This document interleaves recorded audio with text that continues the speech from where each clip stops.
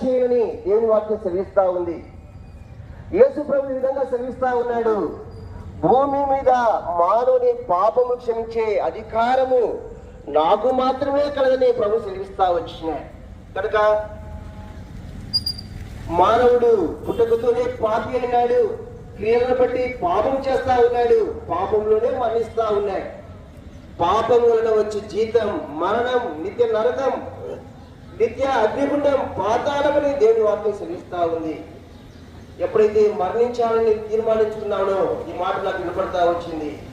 ఓ కుమారుడా, నువ్వు పాపంలోనే మరణిస్తే నిత్య నరకం ఉంది, అక్కడ వేదన ఉంది, బాధ ఉంది, యాతన ఉంది అనే మాట నా చెవులు వినపడతా వచ్చి కనుక యేసు ప్రభు నా పాపము క్షమించే దేవుడని నేను నమ్ముతూ వచ్చిన.